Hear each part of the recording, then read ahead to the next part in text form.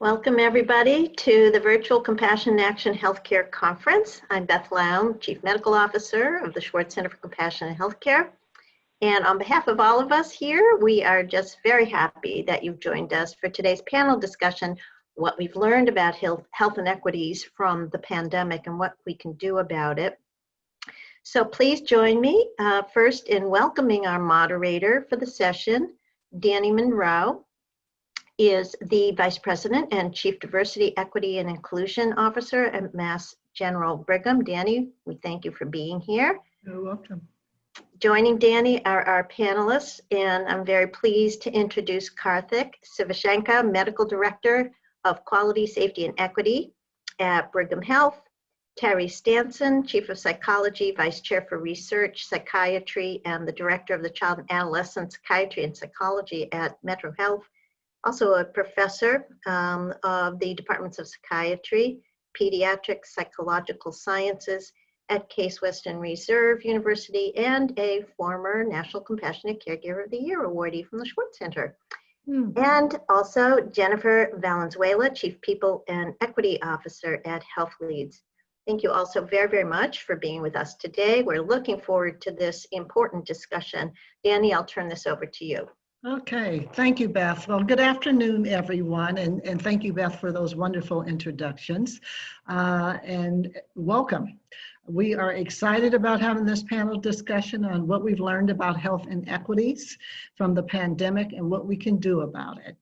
And my distinguished panel members will share their insights, their lived insights in terms of the experience of working in large healthcare systems, as well as community-based organization during the pandemic and its intersection with race. So we're 9 months or so into the pandemic. Some would even say longer if you look at this from an international perspective. But it hit the shores of the US probably about 9 months ago, ravaging through communities, states, national. We have over 200,000 people as of today that have perished from this disease, 2,500 more deaths or cases every day. And diverse neighborhoods have been hit disproportionately to others. So much has happened in our lives over the last 9 months, things that we cannot change. Remote working is one of those. We've all learned to work differently as a result of that. And sometimes even staying home 24/7 and getting a deeper understanding of our lives and our families has also altered our perception of the world.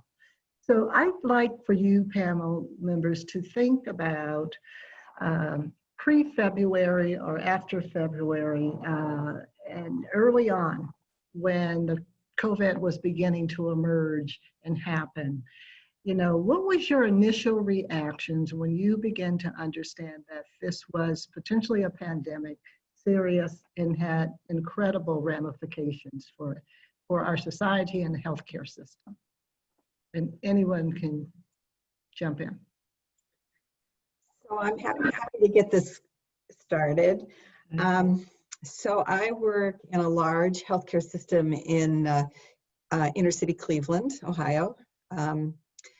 And as some of you may know about Cleveland, it is a relatively poor city. We have a lot of need. And I'm at the County Safety Net Hospital. So we are very much focused on addressing the community. So when COVID hit, I think my initial reaction was, just shock and really a huge sense of responsibility to be responsive to the community needs. The hospital definitely was trying to figure out a way to address the concern about a surge in cases to address the health needs. But I think I personally, in my role as chief psychologist, felt how it was really important for us to think about the behavioral health impact of COVID on the community and on patients. I right away worried that this was going to be just extremely difficult and stressful for an already stressed population. And I think I was also concerned about the impact on the frontline workers of my hospital who would be taking care of patients, thinking that they might be taking care of some very sick patients. And we know from research coming out of China and other places that the frontline healthcare workers, physicians, nursing, everyone were also at risk for mental health. So I think that initial response I had is, crap, how are we going to take care of all the patients, physically, mentally, and also address the mental health needs of the providers as well. So a sense of overwhelm. I definitely felt there was a lot to do. There's a lot to do. So Jennifer, your thoughts about it? Sure. I got a little distracted because I am using my Zoom account for this instead of another collaboration meeting that we're supposed to be having right now. So people are trying to get on and can't. So just some tech issues. So I think for us, I work at Health Leads, which is an organization that has really been working at the intersection of health systems and the social determinants of health. We went from doing direct care with clinics and helping families and clinics figure out how to integrate screening for food and talking about housing. And then we transitioned to going further upstream in the last few years, where we really wanted to talk about how is race impacting health inequities and the intersection and what the barriers are in the systems that have been built. And so when this started back in February for us, for the first thing for me came up was food. That was such a huge piece of conversation. You know, the main stuff that was happening in media was about flattening the curve, and it was really about the medical. We were really focused on how people were eating, how they were going to access their food, families with children, how they were going to do that when you have a family that is now having to feed their child 10 additional meals a week that they weren't anticipating if their kids were eating breakfast and lunch at school. And so a lot of our work went into full force around how do we help our partners and the communities where we are involved to start thinking about new ways to support the pretty dire food insecurity. And at that time also, homelessness was a big thought. That was before the moratoriums went down. And so we thought a lot of people were going to be evicted pretty fast.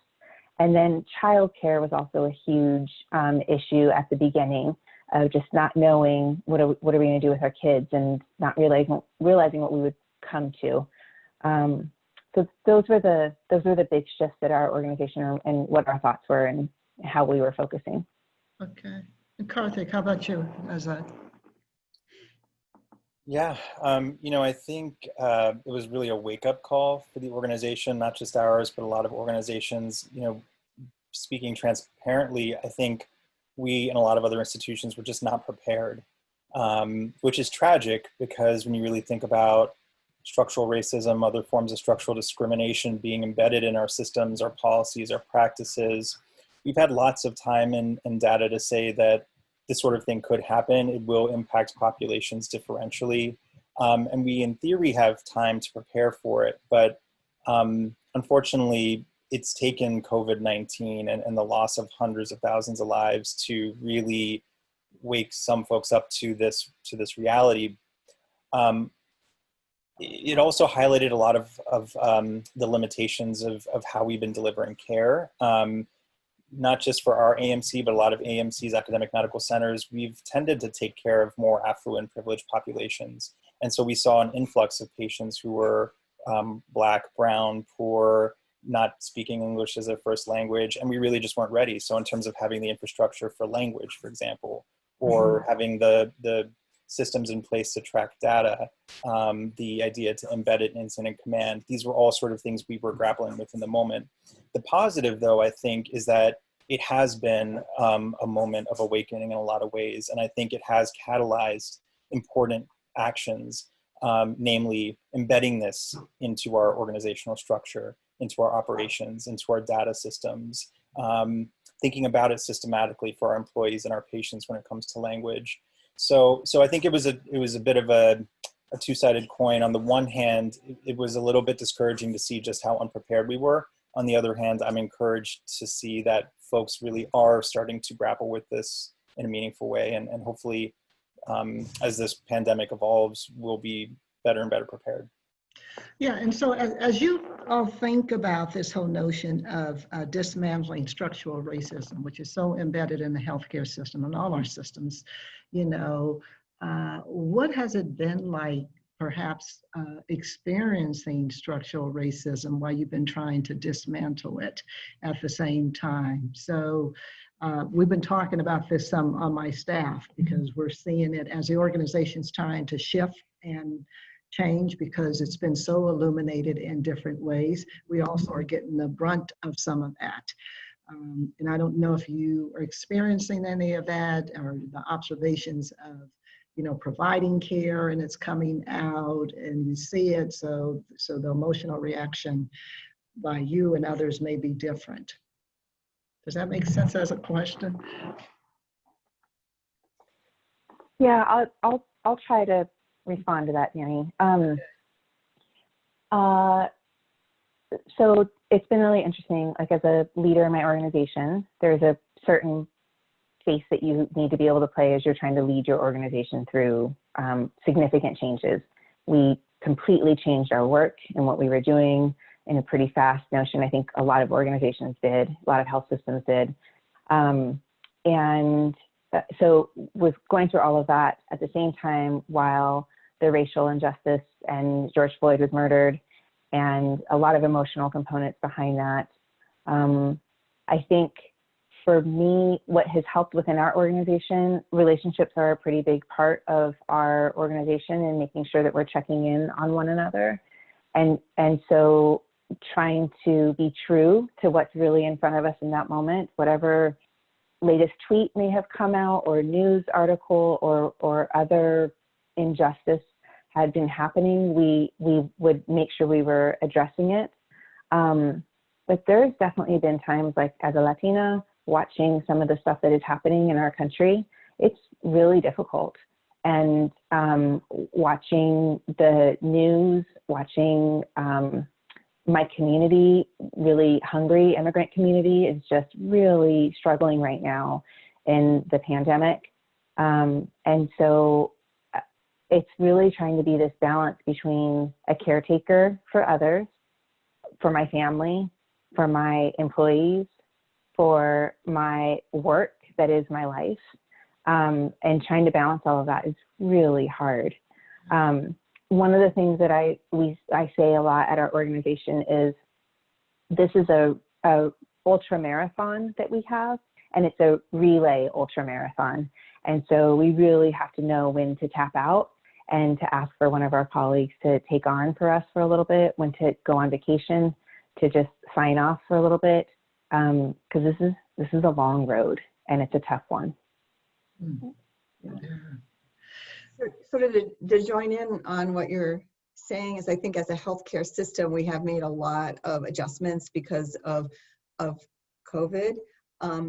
But the biggest one being how much more telehealth that we are delivering. So much of our service that had to switch within a week in March. We had to switch from everything being in person to rapidly figuring out a way to provide a lot of services remotely, which is wonderful for a lot of people. But in a lot of communities, there are people who don't have great access to the kind of technology that you need in order to deliver good telehealth. So they might have a phone, but they don't really have good internet connections. So to do a video conference, it's very difficult, or they have, they don't speak, they're not language folks, they don't speak English. So you can't really very easily use an interpreter through the telehealth. So there are all these challenges. So in addition to the COVID related things, you add in there just some of the cultural and ethnic and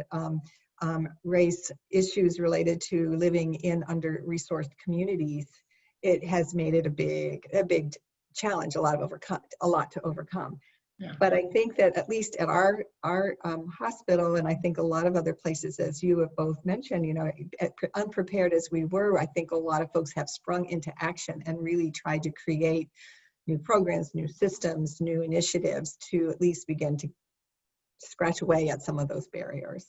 Yeah, and so let's talk a little about sort of the intersection of race and healthcare, because it's also not just race, it's socioeconomic, right? So you can't afford a computer, you can't afford to be on Wi-Fi, et cetera, and how your organizations begin to address those issues. You talked a little bit about it, Terry, and the height of COVID, once we began to discover through our research what communities were being hit the hardest. You know, in Massachusetts, it was Lynn and Chelsea and parts of Dorchester, high populations of diverse people. That's starting to reoccur now that the surge is starting to show its head. So what types of interventions, and maybe Karthik, that we got involved in at Mass General Brigham that really made a difference? When we put the lens of race over this pandemic. Yeah, and I do want to just, that's a great question. And I also just want to briefly speak to the previous question, Danny, because Sure. I think, you were pointing to what's been the experience like almost on a personal level. And I think one of the things that you helped to lead, which I think was really important, was, the affinity groups that we did for white, Black, and then, or for people of color, and then the mixed affinity groups. And I think those were really revealing in terms of the experience. So people of color describing sadness, despair, isolation, exclusion, invisibility, feeling othered and ostracized, afraid of bringing their full identity to the workplace, of being tired for waiting for change. A lot of them expressed feeling serving like the spokesperson for all people of color.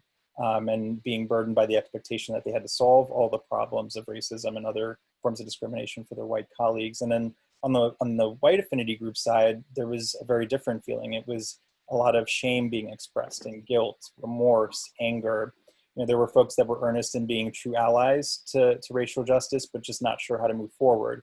And there was this tendency towards speed. I think that's a thing we see in healthcare, but especially in academic medical centers, where we want to solve problems. And so they were kind of pushing to build committees and take next steps, where some of the people of color were expressing a need to slow down, literally and figuratively, just to breathe and kind of process what was happening. So I just wanted to speak a little bit to the experience, I think, of a lot of folks on a personal level. Yeah, can you and let me just ask you if you can hold on the second question so I can give them a structure and a context for the groups, because people might want to try this at their organization. And what we did, these were virtual groups that were facilitated by folks who have trauma backgrounds, working with people going through trauma. And people signed up. We had 700 people sign up across the system over a month. And I think we did about 50 one-hour sessions, and some were repeat, because people really had the need to express themselves and needed a safe place to deal with their emotions. And we broke the groups up by identity, so there would be some sense of safety in the conversation. But they were very powerful and for folks, and I would say all roles in the organizations: physicians, clinicians, administrators, staff, environmental service people participated in these sessions. So that's kind of what the structure is for anybody who's interested. But go ahead, Karthik. Oh yeah, I think that's right. And the other interesting thing was that the groups were, especially the people of color affinity groups, were very diverse. So we had not just Black participants, but folks of all different backgrounds, Asian, Native American, etc. But the interesting thing was just how common their experiences were, those things that I described. And so, and that makes me think that this is not just a Boston thing. It's not just a AMC thing. This is really a widespread phenomenon that is being described. I don't know if you want me to pivot to the second question, Danny, about if you could. Intervention. Yeah. Well, gosh, there's just so much there, and I'm curious to hear from Jennifer and Terry on this. But so pick one or two then. One or two. Well, I think one thing that I am really encouraged by is the embedding of equity into our operations. So embedding it into our incident command structure and the way we've embedded it into quality and safety. I think those are really powerful because what it does is it elevates these issues as they're being identified, and then it encourages us to take systematic approaches to them. So we had built that quality safety infrastructure even before the pandemic, but it allowed us to have a sort of surveillance system where we could identify inequities popping up all over the place in real time. We could then escalate that through our incident command structure where we had equity experts embedded in that structure who could then help move toward action in a very kind of speedy sort of way. So for example, with language, identifying very quickly that we had this need to bolster our services, being able to escalate that through incident command to then get buy-in from leadership to purchase more iPads. A simple thing, but an important thing that we were able to do quickly. So I could probably speak for 2 hours on all the different efforts that have been made, but I think to me that was a really important one, is this idea that this is not the work of just the DE&I people. It's not the work of the people of color. This is all of our work. It's the daily work that that we need to be doing and thinking about. Jennifer, you want to add to any of that at all? I think I'll pass it to Terry. I'll let you go, Terry, and then I know you have a lot of questions, and so I know you don't want us to all go for each one. Go ahead, Terry. Yeah. Yeah, sure. So like Karthik, I think our institution did start having some initiatives to address particularly community issues. And so we have an Institute of Hope, for example, that has really emphasized trying to identify sources of trauma in individuals who come to our hospital and to address that. And with COVID, it really gave us even some additional ways of linking people into our healthcare system and allowing them to have some access to trauma-informed services that we are really encouraging quite a bit. And we're reaching out to work with the Cleveland Food Bank and to other community resources, looking at housing, trying to figure out a way to get them connected, people get connected with internet access, and therefore sort of getting at those social determinants of health that are impacting their healthcare access. And I think as far as inequity, I think we view it, at least at our institution, as, trying to look at the social determinants of health. How much we kind of parse out racial issues is, in terms of inequity, and is not quite as, I guess I'd have to think about that a little bit. I guess we see it as part of our mission to address social determinants. And we know that race in particular is a source of great stress and trauma, and then the inequities, and look at that as a place that we can begin to look at how we can really not make that be, we won't add to it when they come to our healthcare system. Yeah, and so let's stay on the social determinants of health for a minute, and let's talk about what it is, because we maybe make the assumption that everyone knows what social determinants of health are. And so Jennifer, I may be asking you to talk to that. I know you're working a lot in that space in terms of your organization, and then for the other panel members to chime in on how social determinants of health really begin to play themselves out in COVID. You've mentioned a couple of things like Wi-Fi access, et cetera, but let's frame it for folks so we know everybody's on the same page around definition and concept. Sure. So I think most folks in the health systems, when their organization is doing direct service around social determinants of health type work, it's actually called health-related social needs. And so that's where you're doing the direct delivery. You're asking your patients, are you food insecure? Do you need access to food? Are you homeless? Things about that. And so then connecting those patients to the homeless shelter, to the food pantries, to whatever the resources may be in the community, that's getting people connected on the individual level. Mm-hmm. Social determinants is the higher level, where you're really looking at the systems and you're really going further upstream to say, what are the larger bodies of this? Hunger, shelter, good air quality. Nowadays, it is Wi-Fi access and internet accessibility, clean or sidewalks and safe communities where you can go outside to do exercise. And so that is the broader category when you talk about social determinants and what can make impact on somebody's health, overall health.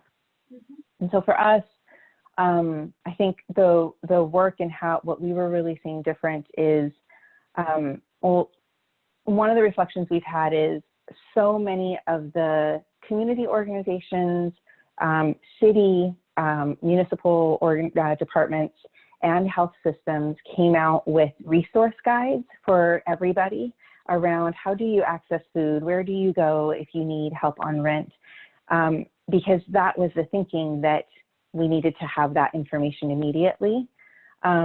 But what happens is if you don't keep that information up to date, which is hard to do, it takes time, it takes effort, then somebody may find it a month later and end up at the wrong place. And then you now have somebody who's already struggling, trying to make ends meet, takes 2 buses to get to a food pantry and then find out that it's closed or they don't have, they're not serving on that day anymore. And so some of the work that we've seen happen is communities coming together and saying, how do we coordinate better and come together as community-based, faith-based health systems collectively so that you can have one coordinated system among a neighborhood, a community, and so that you don't have your patients, your residents, having to retell their stories over and over and over again, talking to the trauma and having to live that. And so it's been nice, the urgency, what has brought up from COVID and the racial injustice is folks are now seeing the need for doing something like this, for coordinating better, and the partnerships are coming together much faster than what they were before. So I'm really hopeful about that. Like I see some good new work coming down the road.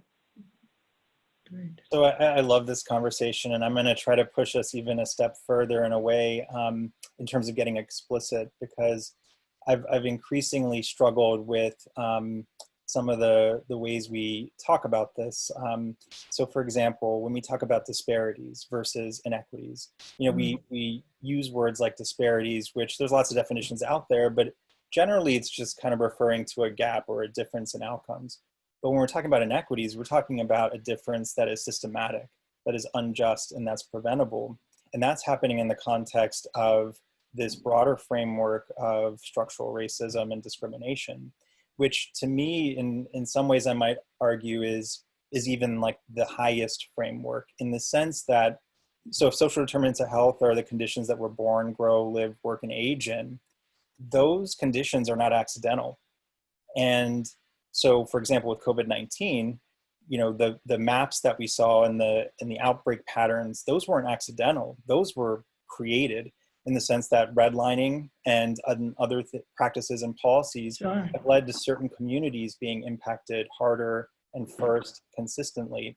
And so I think, I guess what I'm asking us collectively is, when we talk about like disparities versus inequities, or racial justice versus racism, or social determinants of health, how do we get more explicit in our framework so that we can acknowledge that these are systems that have been built intentionally that do not work for every population and harm some populations? And how does that being explicit then help us to dismantle it and actually improve care?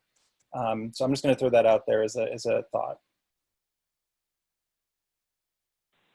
Yeah, I love that, Karthik. I'm so glad you said that. Well, I wish I had the answer to that question. I was thinking about that in the context of kids. That's the most I spend most of my time with children.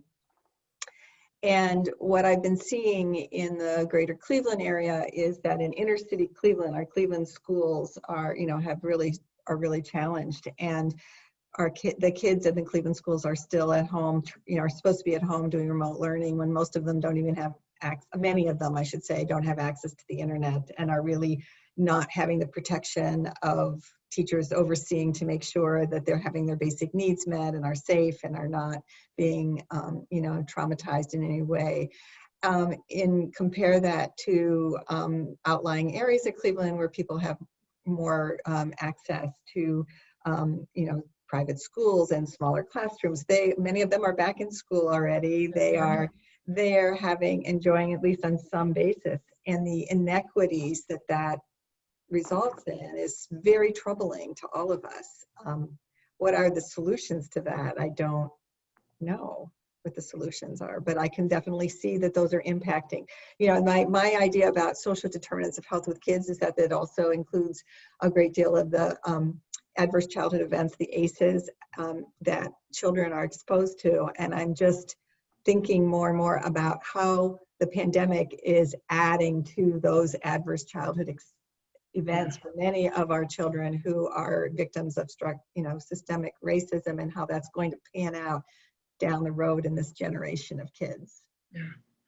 Yeah, I don't know if I have an answer for it, Karthik. I think the more that we can be definitive about what the issue is, one would think it gets clearer about what some of the answers are. But because this is based on historical, right, behaviors and attitudes in terms of the way, our country and other countries around the world were actually created and built, and it's just been a continuation over years.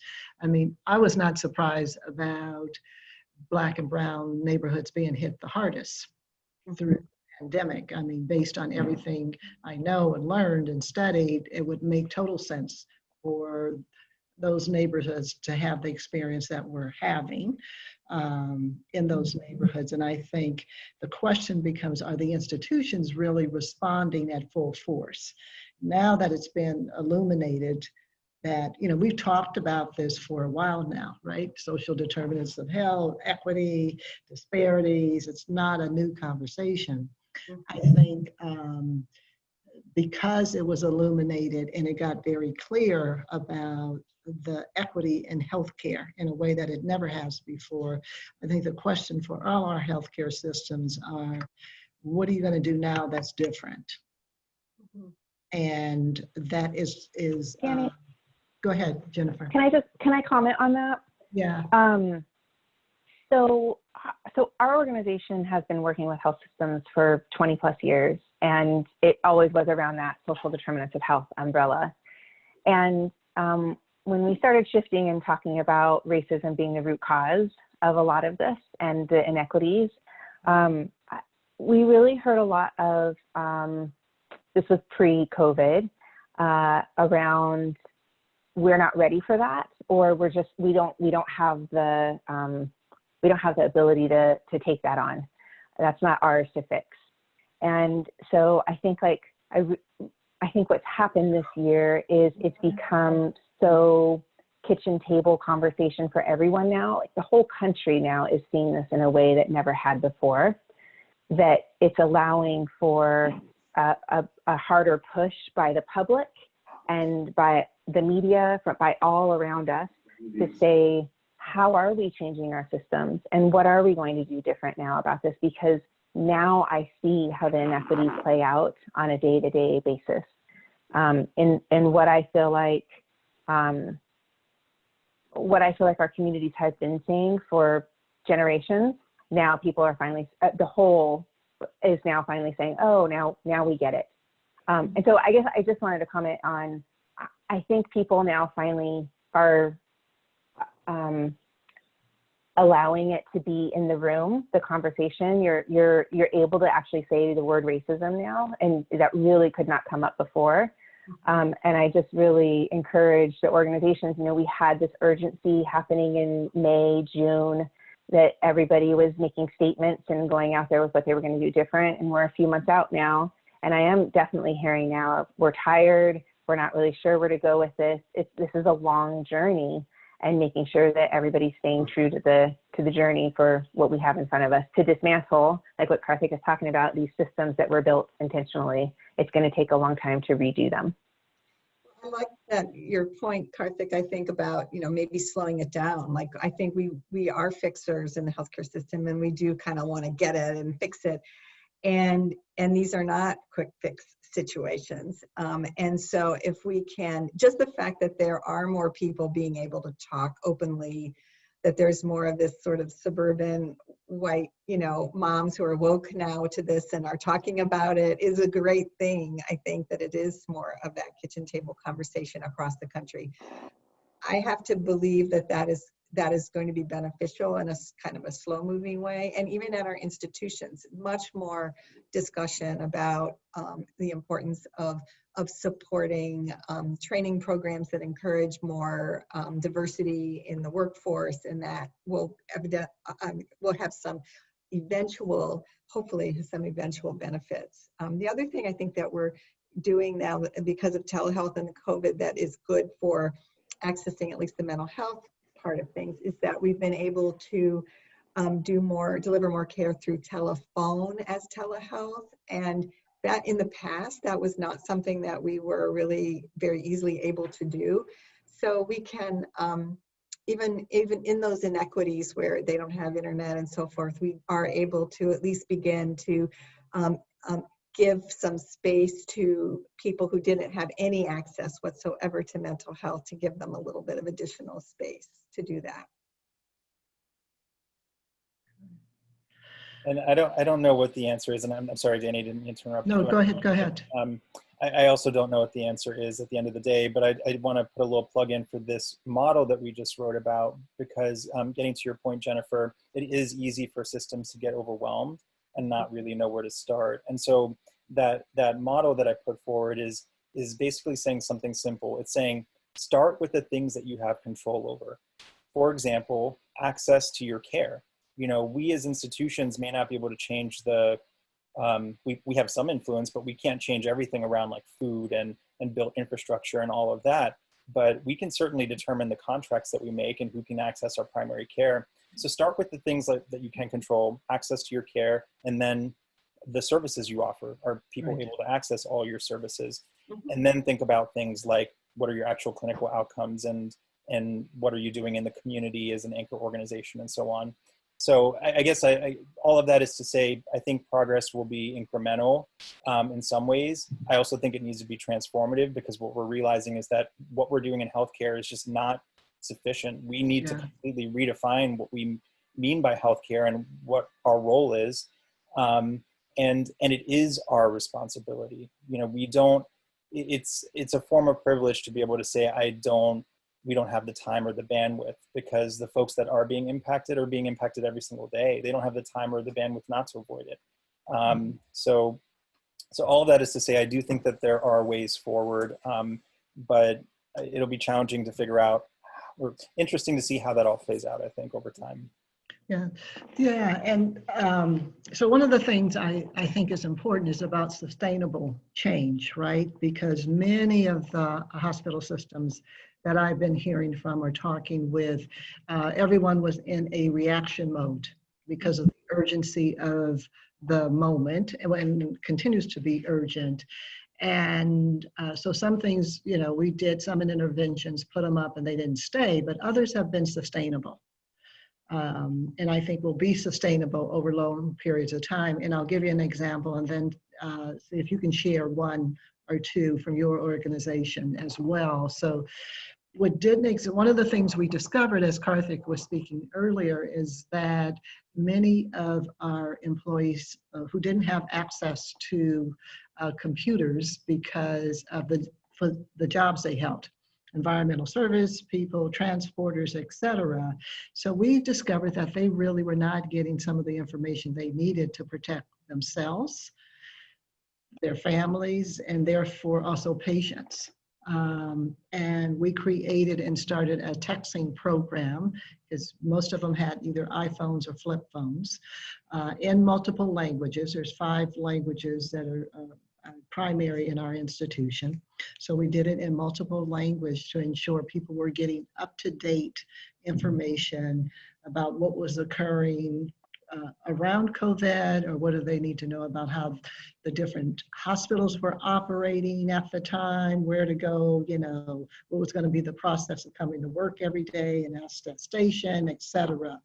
And it was really an eye-opener because one doesn't often think about, you know, we're privileged, we have computers, everyone who we work with tends to have computers, did not even consider the possibility that for the people who don't have computers. You know, so since then, we've done an analysis of people who do not have computers in our system, and it's about 1,700. So and you know, we thought the number was much smaller than that initially, but it's 1,700. So we're going to put in a system, a texting platform system that will be used to communicate with those employees and can be used to communicate with all employees if in fact we need to do that with all 78,000. And I can't tell you the gratitude that's been expressed by those employees because they just weren't getting simple information that they needed to keep themselves safe. And that should be all the time. They're dealing with infectious disease all the time, not just during a pandemic, right? But it took the pandemic to highlight that gap, that inequity in our system with employees in the workforce. So other things that maybe your systems have initiated that you think will be sustainable now that perhaps didn't exist prior to COVID? So I think I could talk a little bit about some of the mental health things that we're doing that are sustainable. So I think I started the discussion from my viewpoint about my concern about our providers, our frontline providers and their mental health as well as the community. And at that point, early on, we started some pretty aggressive initiatives to support the mental health of the frontline workers and also be able to connect community patients who were calling in for COVID-related questions who had also shared that they had anxiety or mental health concerns related to COVID, immediately connect them with a behavioral health provider. As a result of both of those initiatives, we really learned a lot about delivering more care through telehealth and have begun to develop a pretty extensive model of providing behavioral health, integrated behavioral health through in-person and telehealth for patients coming in to see their primary care provider. It's still in progress, but I think that we would not have been able to do that without that experience. And the goal is to really be able to have mental health services available to patients where and when they need it, as opposed to the way that it's typically delivered, which is, you know, many times patients have to wait a long time and be sent here, there, and the other place to access it. Yeah. So I think that's been a really positive initiative that I think will be sustained. And I'm really excited about where that's going to take us. Yeah, great. Jennifer, you want to add to that at all? Sure. We had, so we're not a health institution, so it's a little bit different. Right. We're a small organization. For our staff, we started where every other Friday we now are closing shop. And so we know our employees are working so many more hours every day, and you start earlier, you end later, you're back on once the kids go to bed. And so what we said was we're closed on Fridays. Still some people, about 40% of our org is still working on those Fridays, but they all have said by not having meetings, by being off, it really just gives a lot more flexibility for them to feel like they don't have such pressure. So tomorrow I know is our off day, and I know today's my last day really on, and then tomorrow is kind of the catch-up day and maybe some external meetings.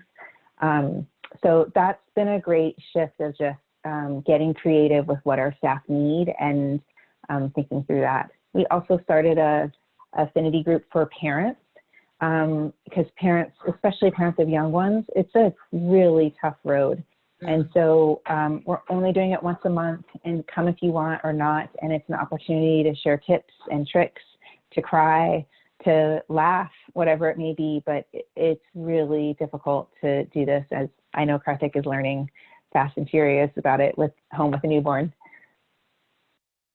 Yeah.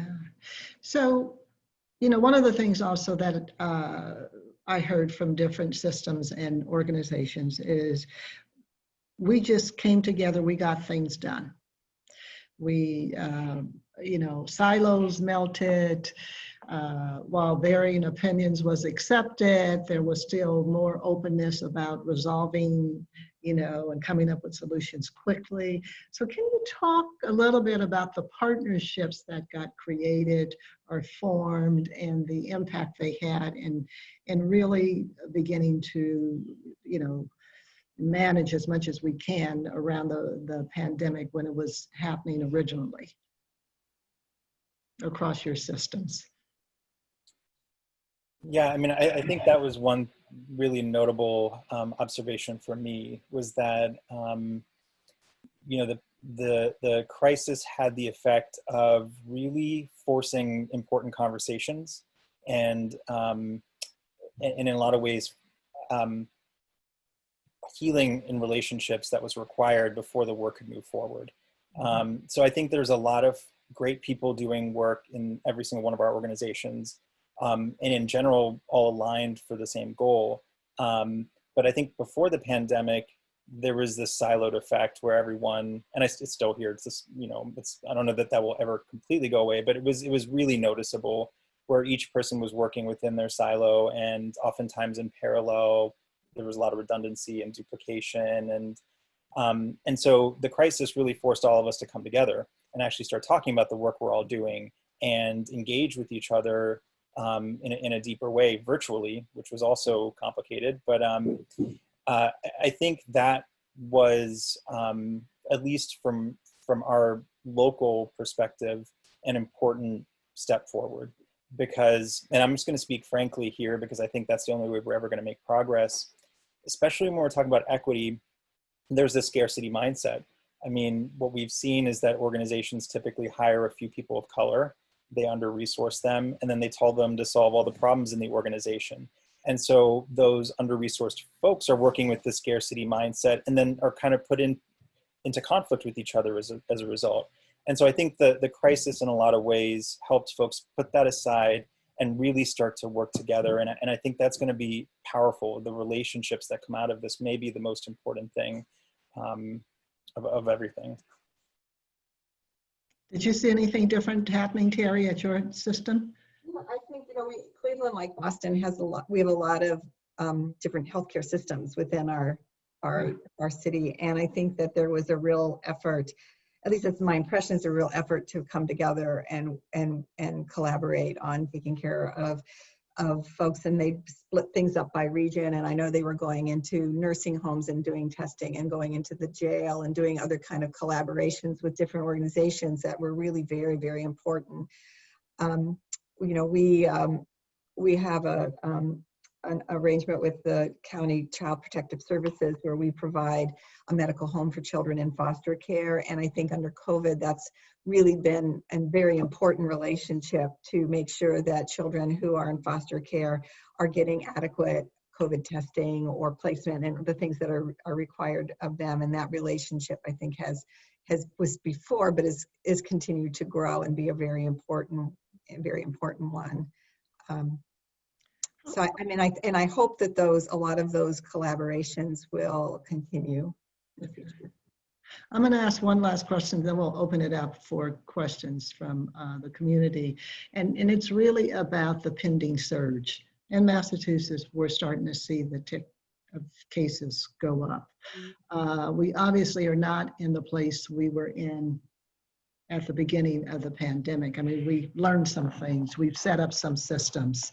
We kind of understand what works and what might not work. But as we move into the fall, what are your thoughts about how prepared we are as systems, or what might we do differently within our organizations, and also these diverse communities that still are disproportionately being impacted by this pandemic?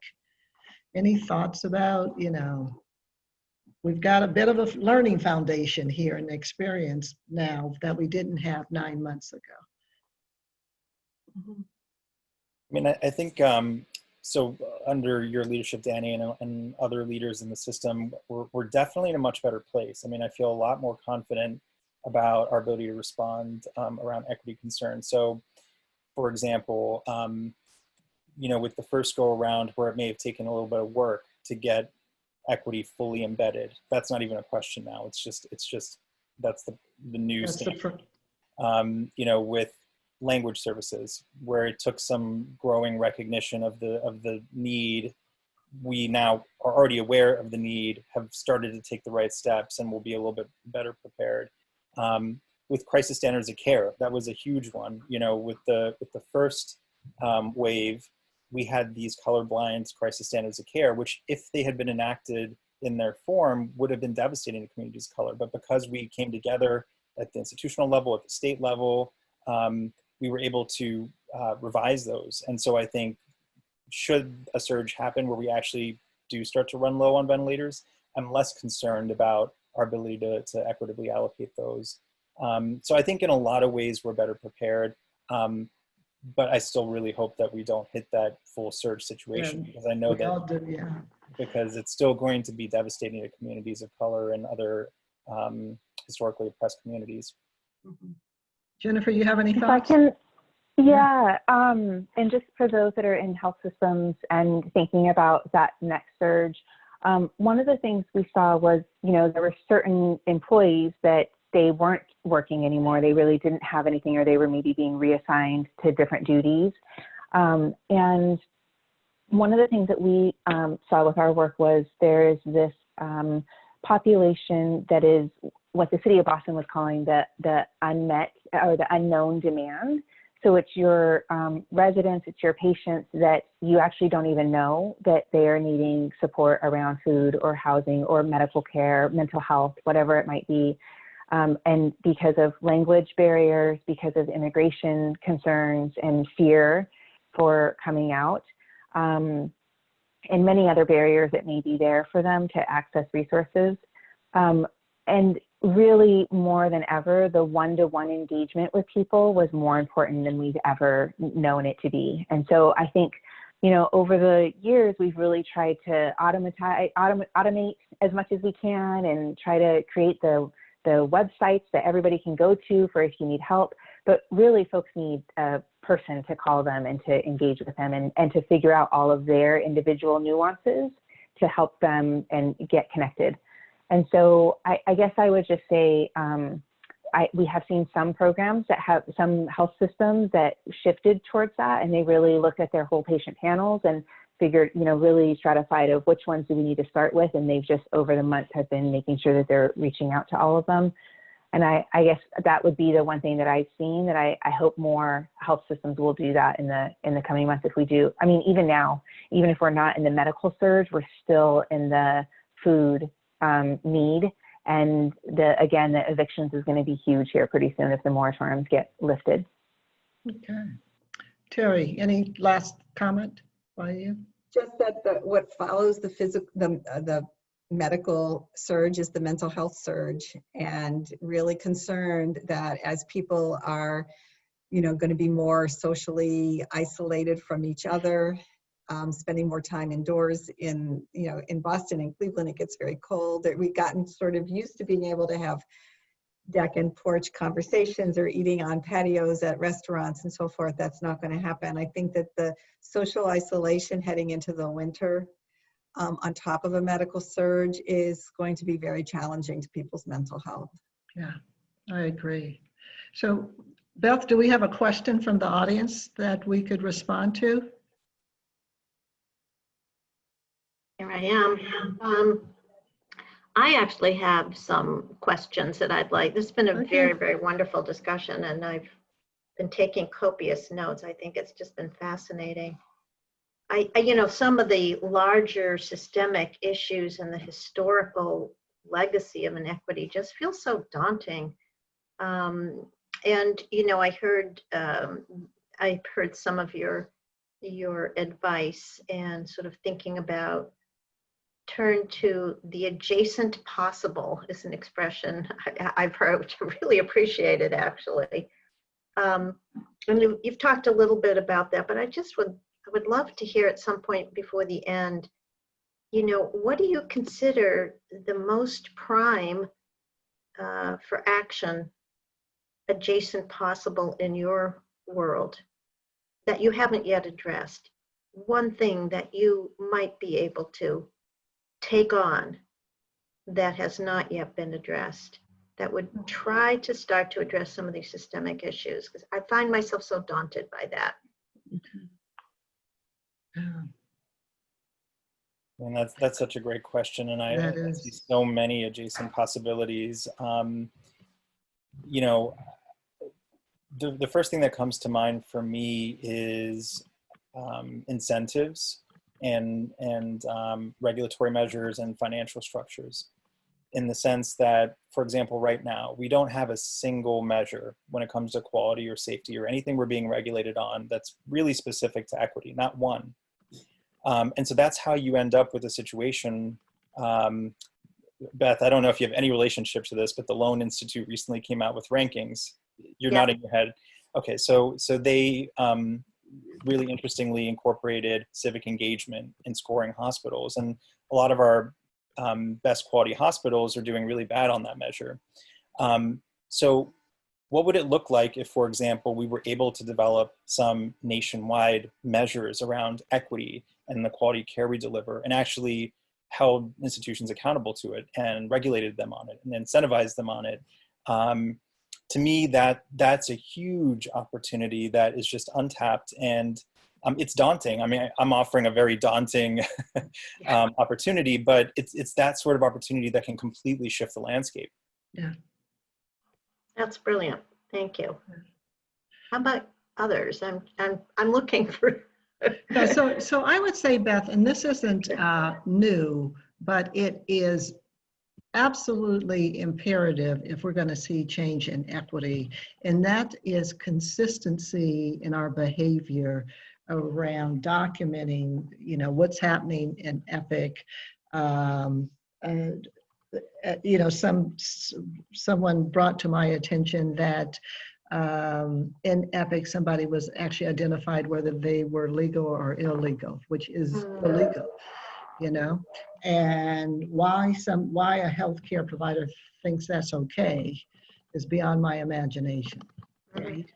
But some of that consistency, because it's about values and behavior, right, that need to come together and say, if we believe in anti-racist behavior or anti-discriminatory behavior, this is the behavior we want to see all our healthcare workers portray in the system. And that's a harder one to manage and engage, but I think it's so necessary because in large systems like ours with 78,000 employees, seeing over 1 million or so patients a year, there is so much inconsistency.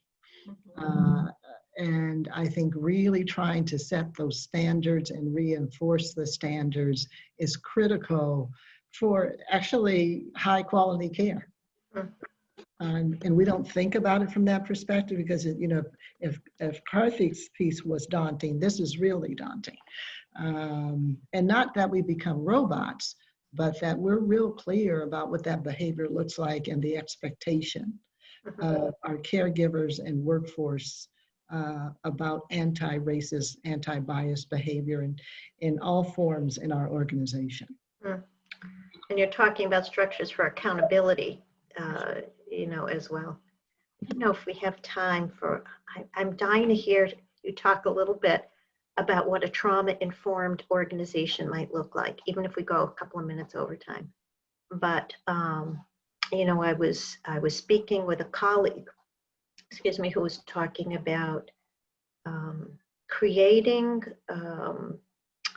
models, trainings for trauma-informed care throughout the healthcare system as a result of the pandemic, which of course, you know, Terry, I know you're so familiar with this and you're already, you know, someone who works on this, but if you were to convert an entire organization or system to being trauma-informed, not just for the patients and the families, but for the staff as well, what would that look like?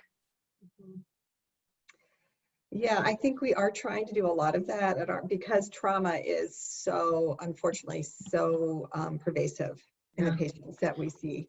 That, you know, I think that in every clinical encounter, we really are very oriented to ask question of what role has trauma played in the presentation of this patient's situation, whether it be, you know, their medical, if it's behavioral, if it's what the needs are, and to really ask the question about, you know, broadly speaking, you know, trauma needs to be very broad. We're a level 1 trauma center, which is all about having a helicopter bringing you in because you were in a bad accident. That is one kind of trauma, but really what we are really all about is that trauma that happens every single day. I'm thinking back to, I think it occurred to me back at 9/11 that, you know, the people were so, of course, completely in shock at the, you know, pervasive trauma we all felt about that event. And I was that very day talking to a teenager, thinking that they would also be shared in the shock of the day of 9/11 happening. And the patient kind of shrugged and said, that happened way over in New York. I get stuff like that happening in my neighborhood every single day where my life is threatened. You know, so knowing that, you know, I was not, I think, appreciating that many of our patients that we see daily are exhibiting that we have to change our approach and change, at least acknowledge and allow them the space to talk about it and to let people know that those events that happen to them are important to be present in the healthcare system, that we need to address them as well. Yeah, thank you. Danny, I so want to ask more, but I think we have to end the session. Yeah, I think, yeah. So sorry. That's okay. So I will jump in and wrap us up, but I do want to thank everybody. I really appreciated this discussion. It's so incredibly important, and I really hope we can continue to develop it. So thank you to all of you for sharing your wisdom and your experiences and your expertise with us. We'd also like to thank our national business members. We're grateful for their support, and thanking the audience as well for attending. So for those of you who are listening live, keep an eye out for the recap of the week's sessions and an email to claim your continuing ed credits for today. And hopefully we'll welcome you back tomorrow. We're having another session. Its title is Common Humanity, the Basis for Unbiased Universal Compassion. It's a workshop with Debbie Ling from Epworth Healthcare in Australia. So thank you all, and I wish you all a terrific day. Thank you so much. Thank you. It was nice. Bye-bye. Thank you. Bye-bye.